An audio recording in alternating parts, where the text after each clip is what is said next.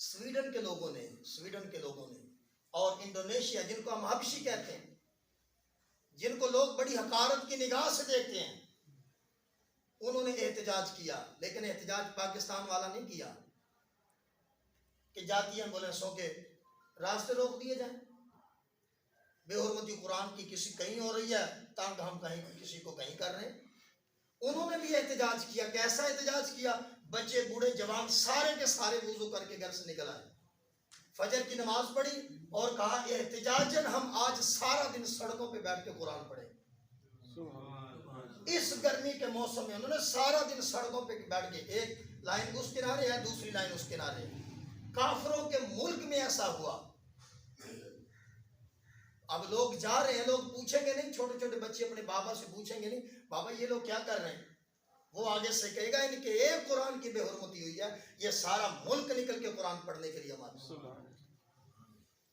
بات سمجھائی کہ نہیں؟ احتجاج کریں، حق ہے، کرنا چاہیے، غیرت کا مظاہرہ ہونا چاہیے، لیکن سب سے پہلے اپنے قرآن کی خود حفاظت کیجیے۔ ایک حدیث سناتا ہوں، بات ختم کر دیتے۔ حضرت علی رضی اللہ تعالی عنہ اس حدیث کے راوی ہیں۔ میرے پاس مواد تو اس موقع پہ بہت تھا، لیکن کیا کریں، دل کے پھپھولے جل اٹھے سینے کے داغ سے، اس گھر کو آگ لگ گئی گھر کے چراغ سے۔ سمجھائی کہ نہیں؟ تو یہ تو ہماری ریاست کے معاملے، اور ریاست کے معاملے کب ہوں گے؟ جب ہم سیدھے ہوں گے۔ آپ اپنے گھر میں، میرے گھر میں ہی، میں ہی اگر اندازہ کر لوں تو میرے سوا میرے گھر میں کوئی سیدھا قرآن نہیں پڑھ سکتا۔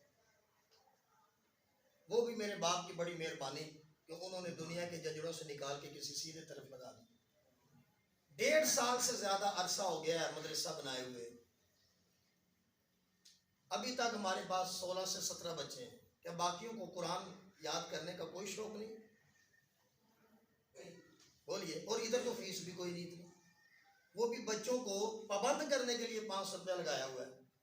اگر کوئی بچہ زیادہ اس کو مسئلہ ہے تو ہم وہ بھی نہیں لیتے، اور کچھ بچوں کے تو کپڑے اور جوتے کا خرچ بھی ہم پے کر رہے ہیں، صرف اس لیے کہ قرآن پڑھا جائے۔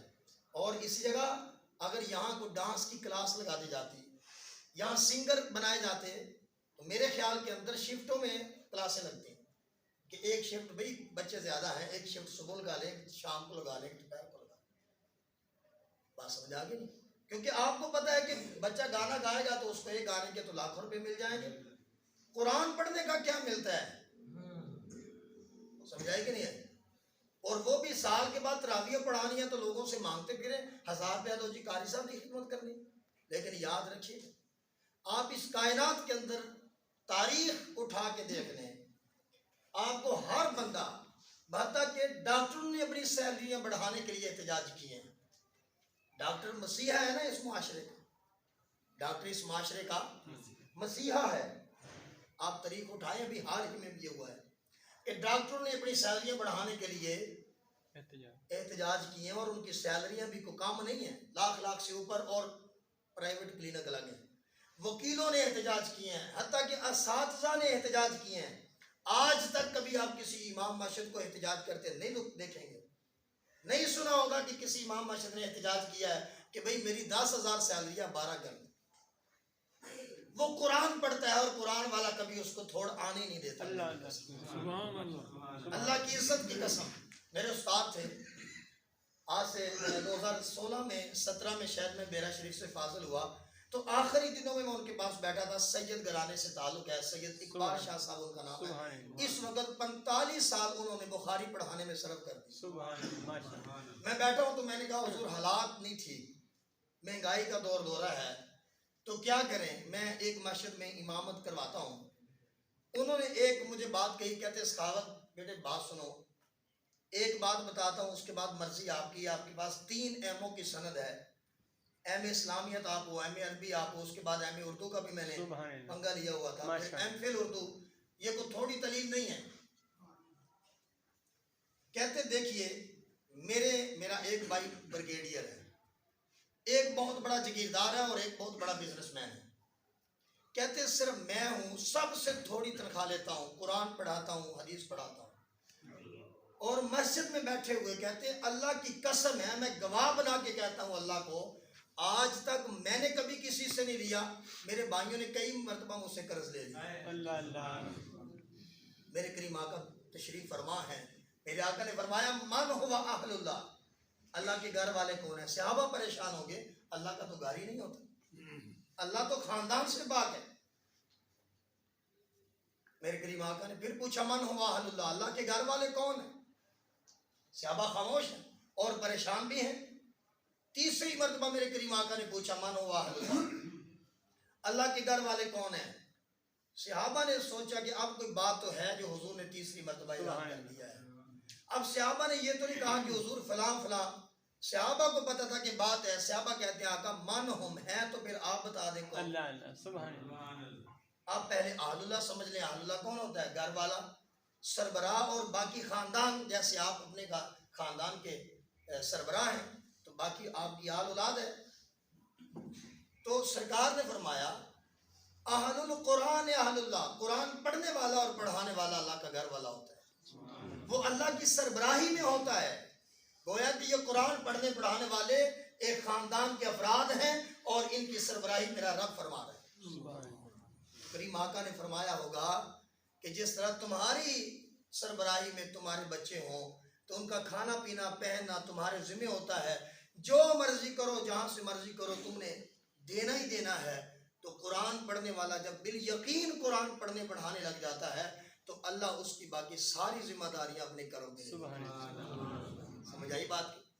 پھر آخری بات جو میں کر رہا تھا, حضرت علی رضی اللہ تعالیٰ عنہ حدیث کے راوی ہیں. میرے کریم آقا فرماتے علی آنے والے وقت میں ایک فتنہ برپا ہوگا, بہت بڑا فتنہ برپا ہوگا. حضرت علی پاس بیٹھے تھے, اتنے بڑے فتنے کی بات سنی تو کہا مل مخرج منہا, آقا اس سے بچنے کا کوئی راستہ بھی ہوگا؟ اب ایک منٹ رک کے میرے اور آپ کے اور صحابہ کے ایمان کو چیک کر لیں. اگر میں ہی آپ کو پیشن گوئی کر دوں کہ یہ کام ہوگا, سب سے پہلا سوال ہوگا کتنے ہو رہی ہے, دوسرا سوال ہوگا کتنا ہوگا, نقصان کس کا ہوگا. اپنے سے بات نہ یار, قیامت کی بات کر رہے, ہر بندہ یہ کہہ کے مطمئنہ سہ رہا ہے ساڑھے تو بعد ہی آنی ہے. سمجھائی گئی؟ لیکن صحابہ کو پتا تھا, حضرت علی کو پتا ہے کہ بہت بڑا فتنہ ہے اور چوں چنا نہیں کیا, کہاں کیسے کتنا کیوں آئے گا نا, آقا کو بچنے کا طریقہ بھی ہوگا. اللہ اللہ سبحان اللہ. فرمایا اس سے بچنے کا طریقہ ایک ہے القرآن. سبحان اللہ. آج جتنے فرقے ہیں اللہ کی قسم جتنے فرقے ہیں, اگر سارے قرآن پہ جمع ہو جائیں تو سارے فرقے ختم کر دیے جائیں. صرف قرآن پہ جمع ہو جائیں, ایک قرآن پہ جمع ہو جائیں. آج شخصی پرستی چل رہی ہے, آج پیر پرستی چل رہی ہے, آج کوئی اپنے مسلک کی غلط بات بھی غلط تسلیم کرنے کے لیے تیار نہیں ہے. قرآن پیچھے رہ گیا, اسلام پیچھے رہ گیا, نبی علیہ السلام کی ذات. بات سمجھ آئی کہ نہیں آئی؟ قرآن ایسے سمجھ نہیں آتا.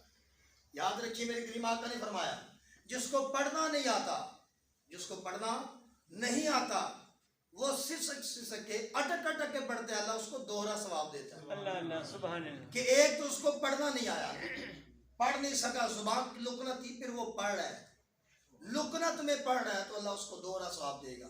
سبحان اللہ. باقی قرآن کو دیکھنا بھی ثواب ہے, قرآن کو چھونا بھی ثواب ہے, قرآن کو پڑھنا بھی ثواب ہے. لیکن یاد رکھیے گا, یہ میری بات ہے شاید آپ کو اچھی نہ لگے, یہ جو قرآن صرف پڑھنا ثواب ہے نا, یہ اس بندے کے لیے جو پڑھا لکھا نہیں ہے, جو صرف قرآن پڑھا ہوا ہے, اس کا ترجمہ نہیں پڑھ سکتا, اس کو سمجھ نہیں سکتا, زیادہ غور و خوض نہیں کر سکتا. لیکن پڑھا لکھا ایک انسان جس نے F S C B S C کی ہے, جس نے ایم اے کیا ہے, کم از کم جس نے انٹر کیا ہے, وہ کہ میں خالی یاسین پڑھ کے ثواب لے لوں, تو ایسا نہیں ہوگا. یہ بات شاید آپ کو اچھی نہ لگے, ایسا نہیں ہوگا, کیونکہ قرآن سمجھنے کے لیے آیا تھا. وہ پڑھ ہے, وہ سمجھ سکتا ہے, سمجھ نہیں رہا, پڑھ سکتا ہے, پڑھ رہا ہے. پڑھنے کا ثواب اور نہ سمجھنے کا عذاب, نہ سمجھنے کا عذاب پڑھنے کے ثواب سے بھاری ہو جائے گا. پڑھنے کا ثواب تو ملے گا, لیکن نہ سمجھنے کا اس کو جو عذاب ملے گا وہ اس سے بڑا ہوگا, کیونکہ وہ سمجھ سکتا ہے, وہ نیوٹن کے قانون یاد کر رہا ہے, وہ انجینئر بن رہا ہے, وہ ڈاکٹر بن رہا ہے, وہ الجبرے کے قانون ازبر کر رہا ہے, پھر پڑھ نہیں رہا تو قرآن نہیں پڑھ رہا. اور فیس بک پہ احتجاج کرے. میں ایز اے مسلمان سویڈن میں ہونے والے واقعات کی مذمت کرتا ہوں. بھی میں تیری مذمت کرتا ہوں، تو نے جو قرآن کے ساتھ کیا ہے. وہ سمجھ آئی بات کی؟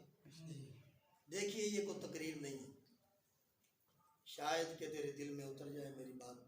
یہ چند گزارشات ہیں. دکھ ہوتا ہے آج پوری امت مسلمہ قرآن کا حلف لے لے کے قرآن پڑھنا اور سمجھنا اور اس پہ عمل کرنا ہے. ایسی کی تیسی کوئی قرآن کی طرف آنکھ اٹھا کے بھی دیکھ لے. اللہ سمجھ آئی بات؟ لیکن ان کو پتہ ہے کہ قرآن ان کے گھروں میں ذلیل ہو رہا ہے، تو وہ تو قرآن کا گھر بھی نہیں ہے، وہ تو ہے غیر مسلم. سمجھ آئی کہ نہیں؟ یہ میری بات پہ یقین نہ آئے نا تو جمعہ پڑھ کے اوپر حال میں جائیں. کم از کم 10 سے 12 توڑے ہیں قرآن کے بھرے ہوئے، لوگوں نے یعنی شہید قرآن اس میں ڈالے ہیں. قرآن کیا کرتا ہے؟ کوئی جنگ لڑتا ہے کہ شہید ہو گیا؟ بولیے. قرآن کو صبح جاتا ہے مزدوری کر کے آتا ہے کہ شام کو تھک جاتا ہے اور اس کے ورک پاڑ جاتے ہیں شہید ہو جاتے ہیں؟ کیا قرآن شہید کیسے ہو جاتا ہے؟ بھئی ہماری تو مقدس کتاب تھی، ہم تو اس کو پکڑنے کے بعد فوری چومتے ہیں، کھولتے بعد میں ہیں. شہید کیسے ہو گیا؟ توجہ نہیں آئی اس کے اوپر. سیلاب آتا رہا گھر میں، ہماری توجہ نہیں تھی. کچھ سال کے بعد مکان گرانے لگے، دیکھا اس کے تو ورق ہی پھول گئے ہوئے ہیں، اس کی تو جلد ہی گل گئی ہوئی ہے، سڑ گئی ہوئی ہے. جاؤ اس کو مسجد میں رکھا ہو، قاری صاحب کہیں پھینک دیں گے یا دفنا دیں گے اس کو. اور ہمارے ملک میں تو اس طرح کا کوئی انتظام ہی نہیں ہے کوئی انتظام؟ آپ پورے کھوڑے والوں میں دیکھیں، قربانی دے جانور دی کھال دا انتظام ہے، قرآن دا انتظام کوئی نہیں.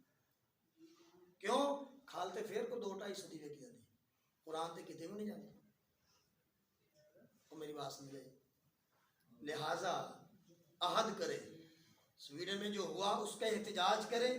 سب سے پہلے احتجاج یہ کریں کہ ہم نے قرآن پڑھنا ہے، پھر اس کو سیکھنا ہے، پھر جتنی ہماری زندگی باقی ہے ہم کوشش کریں گے اس پہ عمل کرنے کی. سمجھ آ گیا؟ پھر اس کے بعد ہم مذمت کرتے ہیں. اللہ تعالیٰ ان کو غرق کرے جنہوں نے قرآن کے ساتھ ایسا کیا. پھر دیکھیے اللہ تعالیٰ قرآن میں ارشاد فرما رہا ہے وَمَا أُنزِلَ وَلِيَزِيدَنَّ كَثِيرًا مِّنْهُم مَّا أُنزِلَ إِلَيْكَ. اللہ تعالیٰ فرماتا ہے کہ لَسْتُمْ عَلَىٰ شَيْءٍ، کہ تمہاری کوئی اوقات ہی نہیں ہے میری نظر میں جب تک تم قرآن انجیل اور تورات کے اوپر عمل نہیں کرو گے. پھر اس کے اندر مثال بیان کی گئی. فرمایا اس کی مثال ایسی ہے کہ جیسے ایک گدھا ہو، اس کے اوپر کتابوں کا ڈھیر لگا دیا قرآن کے اندر.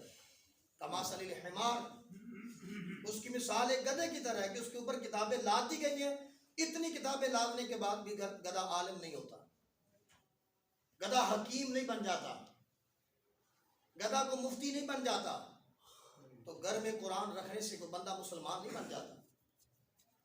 اپنی الماریوں میں قرآن چن کے رکھ دیں اوپر تک، نئے سے نیا لے آئے، نئی سے نئی کمپنی کا لے آئے.